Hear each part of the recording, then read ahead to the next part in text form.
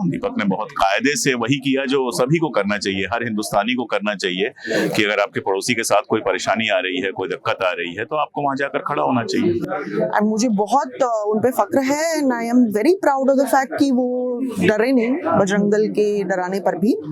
मुझे लगता है कि बहुत लोगों के लिए रोल मॉडल होने चाहिए वो, और बहुत लोगों को इससे सीखना चाहिए, बिल्कुल ऐसे ही करना चाहिए। जब आदमी इस तरह का कदम उठाता है तो उसको पता होता है कि उसकी कीमत क्या है। तो मुझे लगता है दीपक बहुत हिम्मत वाले हैं, अपनी कीमत चुकाने के लिए भी तैयार है, और हम लोग जिस तरह का भी होगा उस तरह की मदद करेंगे उनकी। मुझे सबसे हिलेरियस बात लगी कि वहाँ ये बोला जा रहा था कि बाबा जो शब्द है वो अपेरेंटली सिर्फ हिंदू शब्द है, जो कि बहुत ही हिलेरियस है। और एप्स्टीन फाइल में नाम आना ही अपने आप में बहुत खराब है, और चाहे मोदी जी का आया हो, चाहे उनके कुछ मंत्रियों का नाम आया हो, यह आश्चर्यजनक है। प्रेस कॉन्फ्रेंस बाकायदा होनी चाहिए, पर इस कंट्री में पीएम की प्रेस कॉन्फ्रेंस पे 11 सालों से नहीं हुई है, थोड़ा अनफॉर्चुनेट कहना चाहेंगे कोर्ट द्वार में जो हुआ मामला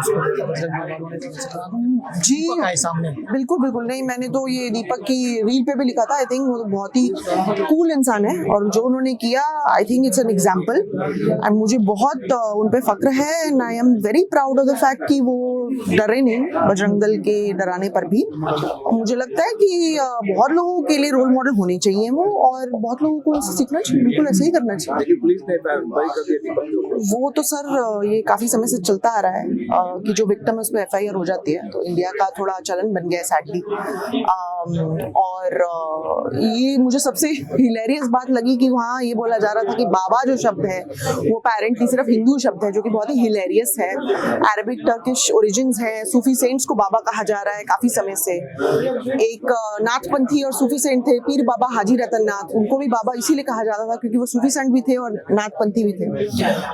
नाथपंथी वही है जो आदित्यनाथ जिनकी लाइन से हैं आज। तो एक समय में उनका बड़ा ही सेक्युलर एक हिस्ट्री रहती थी नाथपंथी की।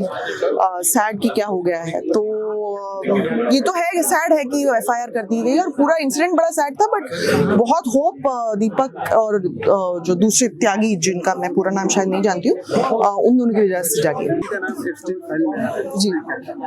उसके बारे में मैंने लिखा था। मुझे लगता है सबसे इम्पोर्टेंट बात है कि लोगों को जानना चाहिए इसके बारे में, and you know press conference बाकायदा होनी चाहिए, पर इस कंट्री में पीएम की प्रेस कॉन्फ्रेंस पे 11 सालों से नहीं हुई है, थोड़ा अनफॉर्चुनेट है। न्यूज़ पे क्या कहना है? दीपक ने बहुत शानदार तरीके से जो कुछ किया है, मैं उसको मैं सलाम पेश करता हूँ। दीपक ने बहुत कायदे से वही किया जो सभी को करना चाहिए, हर हिंदुस्तानी को करना चाहिए कि अगर आपके पड़ोसी के साथ कोई परेशानी आ रही है, कोई दिक्कत आ रही है, तो आपको वहां जाकर खड़ा होना चाहिए। लेकिन सर उल्टा जो FIR उनके ऊपर हुआ है, ठीक है, वक्त ऐसा दौर है, वक्त है, लेकिन मुझे लगता है कि दीपक के साथ हमारे जैसे हजारों लोग हैं, बहुत सारे लोग जाकर मिले, लोग समर्थन में हैं, और दीपक को कुछ नहीं होने दिया जाएगा। बिल्कुल ठीक है। जब आदमी इस तरह का कदम उठाता है तो उसको पता होता है कि उसकी कीमत क्या है। तो मुझे लगता है दीपक बहुत हिम्मत वाले हैं, अपनी कीमत चुकाने के लिए भी तैयार है, और हम लोग जिस तरह का भी होगा उस तरह की मदद करेंगे उनकी।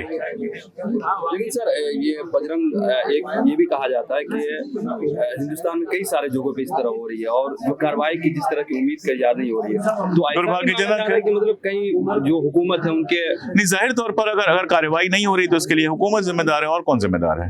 और कई बार लगता है कि हुकूमत की शय भी मिल रही है, तो ये तो बिल्कुल जाहिर तौर पे बिल्कुल सीधी बात है, ये कोई ऐसी गोल घुमा के कहने वाली बात नहीं है।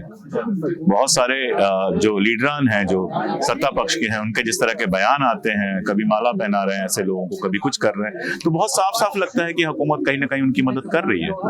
सर चूंकि आप हिस्ट्री में बहुत ज्यादा दिलचस्पी रखते हो, जानते भी है, क्या लग रहा है जिस तरह की हालात हो रहे हैं उसको मद्देनजर रखते हुए हिंदुस्तान को आगे 5 साल किस तरह देखते हैं आप? जिस तरह कुछ बहुत साफ कह पाना मुश्किल है, लेकिन उम्मीदें मेरी हैं। मैं मानता हूं कि इस देश में एक रवायत रही है, एक परंपरा रही है शांति की, साथ मिलकर रहने की, और ये सब चीजें बहुत दूर तक नहीं जा सकती।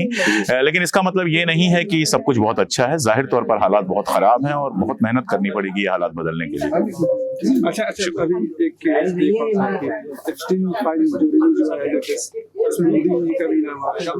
हाँ, लेकिन किस संदर्भ में आया है ये देखना पड़ेगा, और एप्स्टीन फाइल में नाम आना ही अपने आप में बहुत खराब है।